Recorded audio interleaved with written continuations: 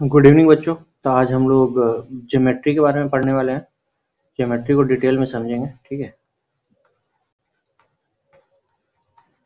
और सिर्फ इसलिए नहीं पढ़ेंगे कि सिर्फ करना, हम कुछ सीखने के लिए भी पढ़ेंगे। तो शुरू करते हैं फटाफट।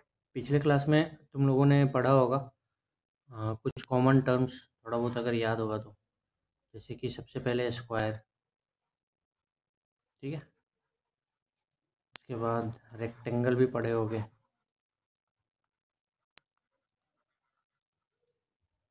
थर्ड, ये सब प्लेन ज्योमेट्री है। सर्किल भी पढ़े होगे, ठीक है। स्क्वायर कैसा होता है? ऑल साइड्स, ठीक है, इसके इक्वल होते हैं। और दूसरा कंडीशन क्या है? One angle must be 90 degree. One angle 90 degree का मतलब क्या है? अगर सारे साइड इक्वल होंगे, ठीक है, मान लो ये वन एंगल 90 डिग्री होगा तो ऑटोमेटिक ये भी 90 हो जाएगा। जब ये 90 होगा तो ये भी 90 हो जाएगा, तो फिर ये भी 90 डिग्री हो जाएगा, ठीक है। समझ में आया बात?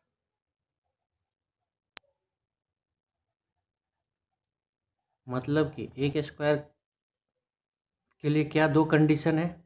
उसके चारों साइड्स इक्वल होने चाहिए और सारे एंगल 90 डिग्री होने चाहिए, ठीक है। तो ये हो गया हमारा स्क्वायर। वैसे ही रेक्टेंगल क्या है? आमने और सामने की भुजाएं बराबर होनी चाहिए और बाकी सारे एंगल तो 90 डिग्री होना ही चाहिए, ठीक है। सर्कल भी हमें पता है, ये सर्किल हो गया, ये इसका रेडियस हो गया, है ना, इसको आर लिखते हैं रेडियस। और ये जो इसका बाहर जो चारों तरफ हो गया, इसको क्या बोलते हैं? सर्कमफेरेंस बोलते हैं, ठीक है। ये स्क्वायर के भी बाहरी को हम क्या बोलते हैं? पेरीमीटर बोलते हैं, ठीक है। ये भी पेरीमीटर हो गया। मतलब कि कोई भी सरफेस है, ठीक है, कोई भी सरफेस के बाहरी जो होता है, मान लो कि हमको ये एक पार्क है, ठीक है, स्क्वायर पार्क है। हमको इसको चारों तरफ तार से घेरना है। किस चीज़ से घेरना है? तार से घेरना है। तो हम क्या तार ऐसे ऐसे करके लगा देंगे, घिर जाएगा। तो तार की लंबाई कितनी होगी? मान लो कि ये लंबाई है ए है, ये बी है। अब आमने सामने की भुजा ये भी बराबर है, तो ये है, ये बी है। तो कितना तार लगेगा? A metre plus B metre plus A metre plus B metre, मतलब कि A plus B plus A plus B, मतलब कि 2 × A + B। ये इतना ही तार लगेगा ना इसको, रेक्टेंगल को। तो इसका पेरीमीटर हो गया। कैसे? जो भी तार लगता है किसी भी, मान लो कि एक हेक्सागोनल दिया हुआ है, ठीक है, ये तुम्हारा हेक्सागोनल हो गया। तो इसको, ये गोल क्यों हो जाता है?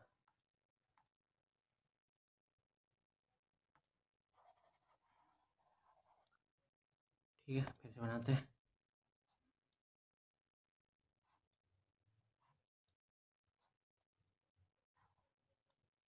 ये हेक्सागोनल हो गया। हेक्सागोनल मतलब जिसके 6 सरफेस, 6 साइड्स होंगे, ठीक है। तो अब इसको चारों तरफ से तार से घेरने के लिए क्या लगेगा? देखो, ये लगेगा, ये लगेगा, ये लगेगा, ये लगेगा, ये लगेगा, ये लगेगा, ठीक है, इतना ही तार लगेगा। मतलब कि बाहरी सरफेस को घेरने के लिए जितना तार की जरूरत पड़ती है, वही जियोमेट्री में उसको क्या बोलते हैं? हमेशा याद रखना, पेरीमीटर। और सर्किल में उसी चीज़ को हम सरकमफेरेंस बोल देते हैं, बस दोनों सेम है।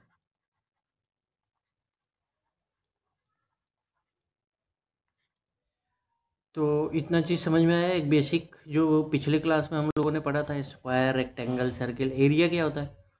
एरिया भी बहुत ज़रूरी है। एरिया ये हो गया, जैसे मान लो कि ये पार्क है, पार्क के चारों तरफ तार तो बिछ गया। अब पार्क में घास बिछाना है, तो क्या करेंगे? ऐसे ऐसे ऐसे ऐसे करके घास बिछा देंगे, ठीक है, ऐसे ऐसे करके घास बिछा देंगे चारों तरफ, ठीक है। ये घास जो बिछा है इस पे, ये जो घास बिछ रहा है, यही इसका एरिया हो गया। ये भी मतलब उसका जो सरफेस है, सतह है, फर्श है, उस फर्श का जो भी एरिया होता है, उस फर्श पे घास बिछाना या फिर कुछ भी करना, वो उसका एरिया हो जाता है। इसका एरिया क्या हो जाएगा, ये सब पूरा एरिया हो जाएगा अंदर का पूरा। एरिया क्या हो गया, अंदर की चीज़ हो गई। पेरीमीटर क्या हो गया, बाहरी हो गया। ये दो चीज़ याद रहेगा। इसका भी क्या हो गया, एरिया। ये देखो, ये पूरा एरिया हो गया अंदर का। कोई भी सरफेस का एक चीज़ तो समझ में आया, एरिया हमेशा बड़ा होगा किससे, पेरीमीटर से। ठीक है, तो यहाँ तक समझ में आया। पिछले क्लास का मैं रिवीजन करवाया था। ठीक है, तो 5 मिनट का ये रिवीजन क्लास था, जिसमें हम लोगों ने सीखा एक स्क्वायर क्या होता है, एक रेक्टेंगल क्या होता है, एक सर्किल क्या होता है, पेरीमीटर किसे बोलते हैं और सर्कमफेरेंस किसे बोलते हैं। रेडियस समझ में आ गया, साइड समझ में आ गया, है ना। एंगल थोड़ा बहुत याद आ गया होगा, एंगल भी एक टर्म्स होता है। अभी धीरे धीरे और आगे बढ़ेंगे। अब आगे बढ़ते हैं और एक एक चीज़ करके सीखते हैं, समझते हैं। सबसे पहले क्या होता है, हम सीखते हैं एंगल। एंगल मतलब क्या होता है, इंक्लाइनेशन, मतलब कि झुकाव।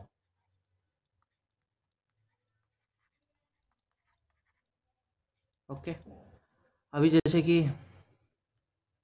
तो एंगल तभी बनेगा जब दो लाइन आपस में मिलेंगे। ठीक है, तो मान लो कि एक ए लाइन है, ठीक है, और एक ए लाइन है, दोनों आपस में मिले। इस लाइन का नाम है ए बी। हर एक लाइन में यहाँ से शुरू हो रहा और यहाँ पे ख़त्म हो रहा, बी पे ख़त्म हो रहा। दूसरा लाइन जो है बी से ही शुरू हो रहा और सी पे ख़त्म हो रहा। ठीक है, ध्यान से देखो। तो इन दोनों के बीच में ये लाइन जो ए बी है और बी सी है, ठीक है, ये जो लाइन है ए बी और ये जो लाइन है बी सी, आपस में कहाँ पे मिला, जिस पॉइंट पे मिल रहा है उसको हम बोलेंगे वर्टेक्स। और ये इसका एंगल हो गया। ठीक है, ये एंगल हो गया। ये एंगल कितना हो गया, कैसे पता चलेगा, तो इसको मेजर करना पड़ेगा। किस चीज़ से, चांद से, प्रोटेक्टर से। ठीक है, हमारा इंस्ट्रूमेंट बॉक्स जो होता है उसको हम लोग उसमें प्रोटेक्टर होता है, प्रोटेक्टर से हम एंगल नाप लेंगे। कैसे नापेंगे वो बताया जाएगा, अभी इसी क्लास में बताया जाएगा। लेकिन अभी क्या है कि अभी देखो, तो पहला चीज़ हमने देखा, इसको नोट डाउन करते रहना। और पीहू, तुमको नोट डाउन करने में बहुत तकलीफ होता है, हम तुमको देखते हैं।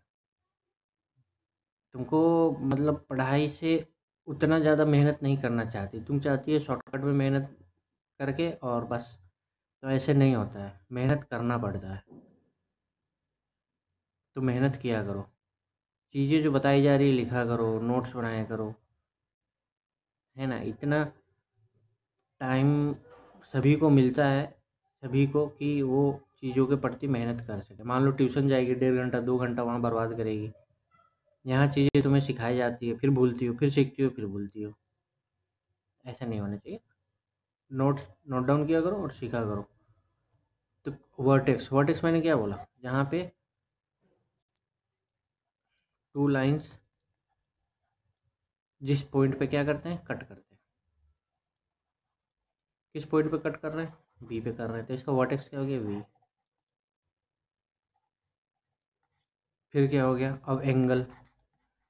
तो एक जो वर्टेक्स है, जो भी वर्टेक्स होगा, वर्टेक्स पे एक एंगल बनेगा। ये बी पॉइंट पे एक एंगल बन रहा, तो हम एंगल बी लिखते हैं। लेकिन हम सिर्फ बी नहीं लिखते हैं, हम लाइन भी लिखते हैं। कौन कौन सा लाइन है, एक तो ए बी है और दूसरा बी सी है।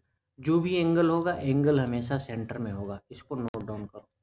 एंगल जिस पॉइंट पे बनेगा, जिस वर्टेक्स पे बनेगा, उसको हम हमेशा सेंटर में लिखते हैं और यहाँ एंगल का साइन देते हैं। ठीक है, अब समझ में आया। मान लो कि एक ये है, इसको एक सी डी ई करके एक है, तो ये डी क्या हो गया, वर्टेक्स हो गया।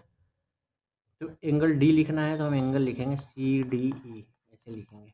या ई डी सी ऐसे भी लिख सकते हैं, मतलब इधर से भी घूम के हम लिख सकते हैं या इधर से भी घूम के हम लिख सकते हैं। ठीक है, तो एंगल हमेशा क्या हो जाएगा, सेंटर में लिखा जाएगा।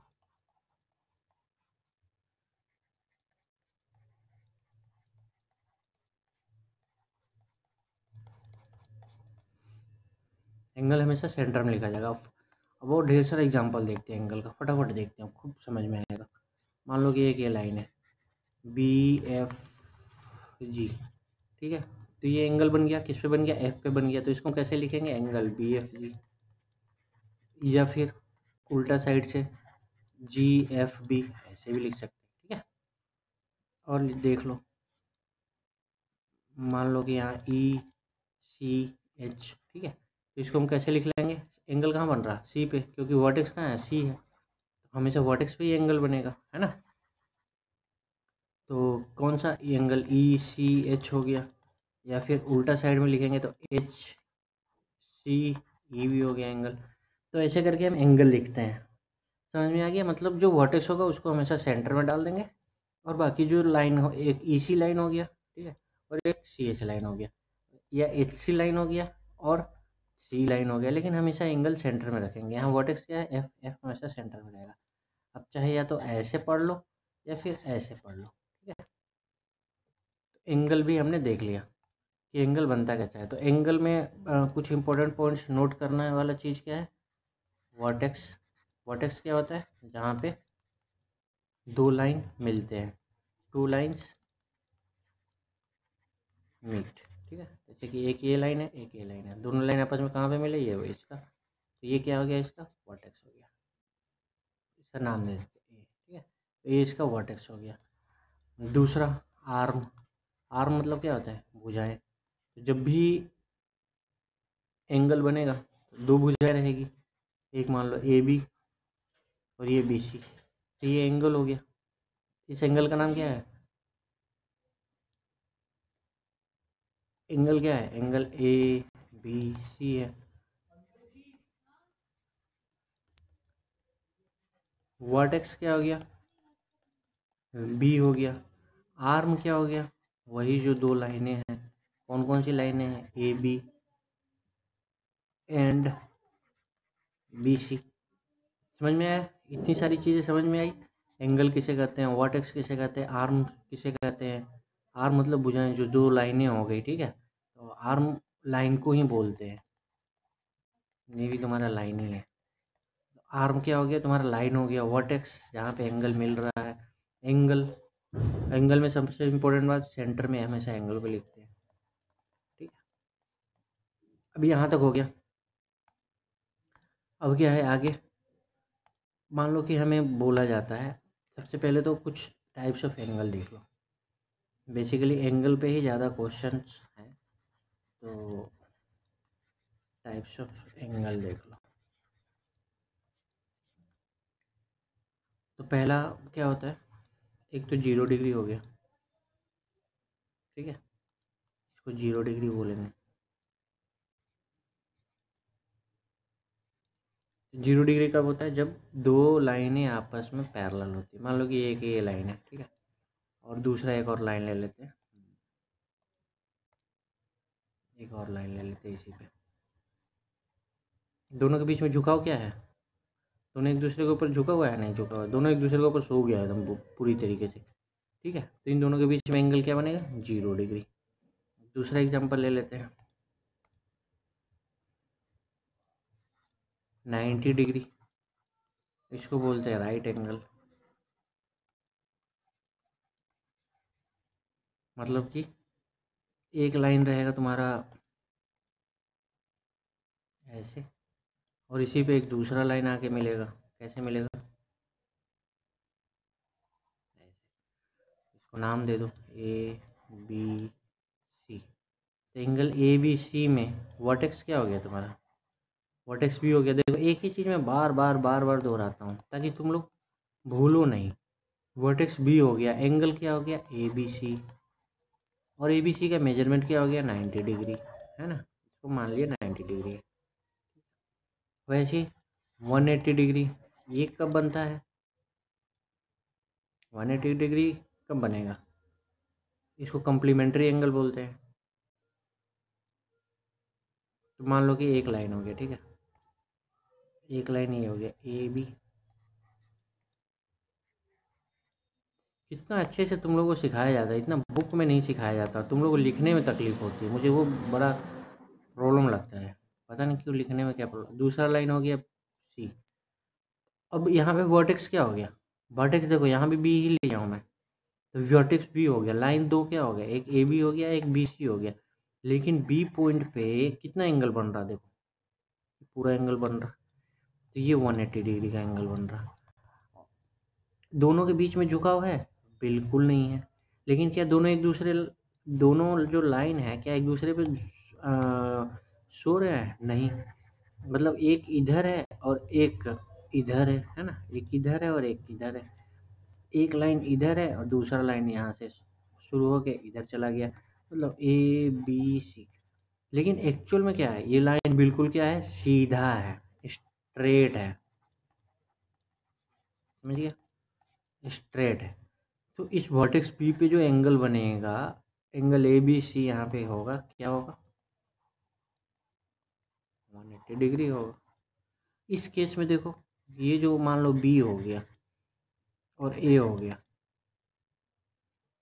इसी पे नहीं सिखाएंगे, हमको पता है कि तुम लोग समझ में नहीं आएगा। पहला केस को फिर से देखते हैं। जब 0 डिग्री और 180 डिग्री में कंफ्यूज, मान लो कि एक लाइन है, ये हो गया तुम्हारा ए बी, ठीक है।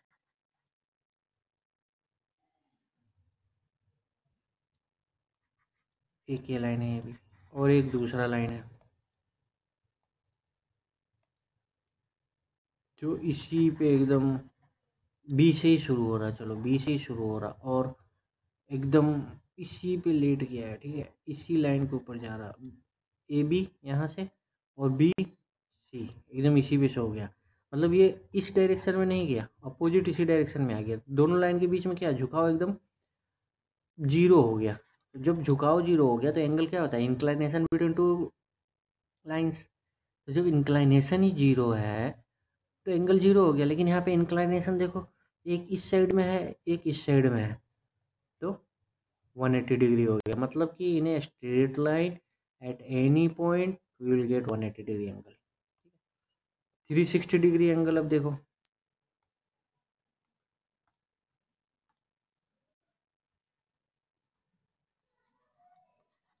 360 डिग्री, ये वो सर्किल है, ठीक है। इसके चारों तरफ का जो एंगल होता है ना, ये 360 बोला जाता है। इसीलिए बोला जाता है सर्किल जो होता है, इसके सेंटर पे टोटल कितने डिग्री का कोण बनता है, 360 डिग्री का बोलता है। लेकिन बोलने पे विश्वास मैथ में नहीं करना है, हमेशा पूछना है कैसे। देखो कैसे, एक स्ट्रेट लाइन बना दो, इसके ऊपर में कितना बना 180 डिग्री और नीचे में कितना बना 180 डिग्री, तो टोटल कितना हो गया, एक एक ही पॉइंट हो गया। तो हम क्या बोले थे, एक स्ट्रेट लाइन में अपर हाफ पोर्शन में 180 डिग्री बनता है, 180 डिग्री बन गया। और लोअर हाफ पोर्शन में भी 180 डिग्री बनेगा, बिल्कुल बनेगा। तो टोटल कितना बन गया ये, टोटल ये कितना बन गया, 180 प्लस 180 डिग्री कितना हो गया, 360 डिग्री हो गया। समझ में आया? तो मतलब एक स्ट्रेट लाइन पे एक पॉइंट पे ये पूरा एंगल जो होता है 360 डिग्री होता है। एक स्ट्रेट लाइन पे ये आधा एंगल 180 डिग्री होता है। थोड़ा और छोटा कर दो इसको, एक लाइन बना दो तो ये 90 होता है। अब देखो कैसे समझ में आता है। एक ये स्ट्रेट लाइन है, ठीक है, तो यहाँ पे कितना हमने बताया 360 डिग्री। अब इसको आधा कर दो, आधा कर दो, तो आधा कर दिए, बस इतना ही ले लेते हैं तो 180 डिग्री हो गया। अब इसको थोड़ा और आधा किया जाए, यहीं तक लिया जाए, तो ये कितना हो गया हमारा 180 का आधा क्या होता है 90 डिग्री। थोड़ा और आधा किया जाए तो ये क्या हो गया 45 डिग्री। समझ में आया? अब 90 से थोड़ा और बढ़ाया जाए, ये 90 डिग्री है, थोड़ा सा मान लो कि इधर एक लाइन खींच दिया जाए तो ये कितना हो जाएगा 90 प्लस 45 135 डिग्री हो जाएगा। अब यही 45 के एकदम सीधे खींच दिया जाए तो कितना हो जाएगा, यहाँ तक तो देखो, मान लो ये यही डायग्राम बना ना, हम तुमसे पूछे कि ये टोटल एंगल कितना होगा, थोड़ा सा दिमाग लगाने से पता चल जाएगा। ये अगर ये लाइन सीधी होती तो 180 डिग्री बनता, और ये थोड़ी सी झुकी हुई है, 45 डिग्री को ही आगे बढ़ाया ना हम। अरे बाबू, ये 45 डिग्री ऐसे था, ये 45 डिग्री ऐसे था, इसी 45 डिग्री को हम इधर बनाए। तो जब दो लाइन आपस में ऐसे ऐसे काटता है, जितना एंगल इधर बनेगा उतना एंगल इधर बनेगा, ये बाद में पढ़ना है, ठीक है। तो जब 45 इधर बनाए तो 45 इधर बनेगा, और ये 180 है प्लस 45 है, तो 180 प्लस 45 कितना हो जाएगा, 225 डिग्री का एंगल बनेगा। डिग्री लिखना नहीं भूलना। तो एक बार समराइज करते हैं, ठीक है। एंगल हमने सीखा, एंगल को अभी समराइज करते हैं। कैसे समराइज करें। एक तो 0 डिग्री सीख लिया हमने, 0 के बाद 45 सीख लिए, 90 सीख लिए, 180 सीख लिए, और 360 डिग्री सीख ली, ठीक है। इतना चीज़ें हमने सीख लिया। रुक जाओ, फिर से ये थोड़ा मज़ा नहीं आया, फिर से देखो। 0 डिग्री सीख लिया, मतलब एक ये एंगल, एक इसी के ऊपर दूसरा। 45 डिग्री, ध्यान से देखो, 45 डिग्री, 90 डिग्री,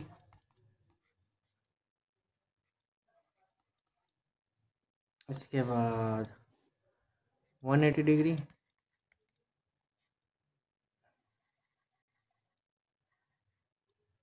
और देखो जितना हमने चांद टाइप का बनाया है ना, ये उतने ही दूर एंगल मेजर करते हैं। 360 डिग्री में देखना कैसा बनाऊंगा मैं, पूरा चांद बना दूंगा गोल, इसलिए 360 डिग्री हो गया। यहाँ पे 360 का आधा ही चांद है, इसलिए 180 डिग्री हुआ। नोट डाउन करो इसको बढ़िया से। यहाँ तक एंगल समझ में आया। और एंगल समझने के बाद कैसे हम एंगल बनाते हैं। मान लो कि तुमको कोई बोल दिया एग्जाम में, पहले तो चांद को समझो, प्रोटेक्टर समझो, तभी अपना अपना प्रोटेक्टर निकालो। देखो मेरे पास प्रोटेक्टर तो यहाँ मैं निकाल नहीं सकता, तो एक प्रोटेक्टर निकालो। देखो प्रोटेक्टर होगा, सभी के पास है, निकालो। यहाँ पे एक सेंटर पॉइंट होगा, चांद ऐसा ही होगा ना, प्रोटेक्टर जिसे बोलते हैं, इंस्ट्रूमेंट बॉक्स में मिलेगा। ढूंढने मतलब जाना आसमान में तोड़ने के लिए, आसमान से चांद तोड़ के ले आए, चांद होगा इंस्ट्रूमेंट बॉक्स में होगा, प्रोटेक्टर बोलते हैं उसे, ठीक है।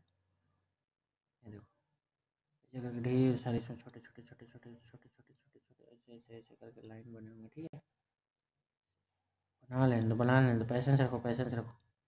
तो ढूंढो तुम लोग तब तक, इससे ढेर सारे, उतना अच्छा नहीं बना पाऊंगा मैं, लेकिन ऐसे ढेर सारे बने होंगे, समझो तुम लोग केवल बस, बन जाए, ठीक है। यहाँ पे 0 डिग्री लिखा होगा, 15 20 30, बड़ा बड़ा लिखते हैं, 40 50 60 70 80। फिर यहाँ पे देखो सबसे एकदम सीधा वाला लाइन जो होगा, यहाँ पे 90 डिग्री लिखा होगा। फिर ऐसे 90 के बाद 100, 110, ऐसे करते करते करते यहाँ पे 180 डिग्री लिखा होगा ना। तो मतलब कि एक लाइन है, एक लाइन है, ठीक है, और एक ऐसे एंगल, यही क्वेश्चन आ गया एग्जाम में कि बाबू रे बताओ ये कितना एंगल है। देखो एंगल इस साइड का पूछ रहा है, ठीक है, इस साइड का पूछ रहा है, बोला बाबू रे बताओ कितना एंगल है। तो हम क्या करेंगे, अपना इंस्ट्रूमेंट बॉक्स खोलेंगे, वहाँ से ये वाला चांद को उठाएंगे, और इसका जो ये वाला पॉइंट है, जो रेड अभी दिख रहा है, इस रेड पॉइंट को इस रेड पॉइंट के ऊपर रख देंगे, तो कैसा दिखेगा हमारा, ऐसा रख दिए। अब ये लाइन को हम पढ़ेंगे कहाँ पे जा रहा है। तो जैसे कि हम रखेंगे, तो यहाँ पे ऐसे ढेर सारे छोटे छोटे जो है चांद पे बने हुए हैं, है ना। फिर हम देखेंगे, अच्छा यहाँ पे 35 पे पास आया है ये, तो 35 डिग्री एंगल, आंसर मार देंगे एग्जाम में। समझ में आया, समझ में आया कि नहीं। मतलब कि मान लो ऐसा दिया हुआ है, क्या करो, चांद को लाओ, ऐसे उठा करके इस पे रख दो, चांद का पॉइंट और इसका वर्टेक्स, चांद का पॉइंट प्रोटेक्टर का पॉइंट और वर्टेक्स एक जगह होना चाहिए। फिर ये देख लो कितना एंगल पे है, इतना एंगल पे है वो एंगल। एग्जाम में लिख दो, आंसर हो गया। समझ में आ गया? हो जाएगा, करके देखो एक बार अपने नोट्सबुक में। यहाँ तक हमने सीख गए, तो एक बार और फिर से एक ब्रीफ समरी बनाते हैं। क्या हमने सीखा? पहले तो लाइंस होने चाहिए, पता नहीं क्या टेढ़ा हो जाता है। 2 लाइन होंगे, एक ऐसा एक ऐसा। इन दोनों लाइंस जहाँ पे जिस पॉइंट पे एक दूसरे को कट करेंगे उसको वर्टेक्स बोलेंगे। ये दोनों लाइन को आर्म बोलेंगे। इन दोनों के बीच में जो भी एंगल बनेगा उसको हम लोग बाद में भविष्य में थीटा उटा से, अल्फा से, बीटा से, जो भी नाम दे सकते हैं, ABC कुछ भी दे सकते हैं, तो ऐसे शो करते हैं। और ये जो दोनों आर्म है दोनों का एक नाम होगा, AB और BC। कुछ भी लिख सकते हैं, लेकिन हमेशा मान लो कि एंगल B के बारे में लिखना है, तो एंगल B को जब भी लिखना है तो एंगल ABC, या फिर उल्टा भी CBA। हम इधर से भी लिख सकते हैं और इधर से भी लिख सकते हैं, लेकिन एक चीज़ क्या ध्यान देना है, सेंटर में हमेशा कौन रहेगा? वर्टेक्स। सेंटर में हमेशा वर्टेक्स रहेगा, ठीक है। ये नहीं कि कुछ भी लिख दो, BAC लिख दो, नहीं, ऐसे नहीं, हमेशा सेंटर में वर्टेक्स को ही लिखेंगे। तो हमने लाइन समझा, वर्टेक्स समझा, आर्म समझा, एंगल समझा, 0 डिग्री, 90 डिग्री, 180 डिग्री, 360 डिग्री सीखा। फिर ऐसे करके कोई दिया हुआ है तो इस पे ऐसे चांद रख करके हम देख लेंगे, जिस पॉइंट पे चांद का ये काटेगा उतना एंगल हमारा आंसर हो जाएगा, मतलब एंगल का मेजरमेंट हमने सीखा, ठीक है। तो इसके बेसिस पे अब तुम लोग एंगल वाला पूरा चैप्टर कंप्लीट करो, उसका सॉल्यूशन बनाओ, और कोई दिक्कत आए तो मुझे बताओ। चलो, ओके, बाय।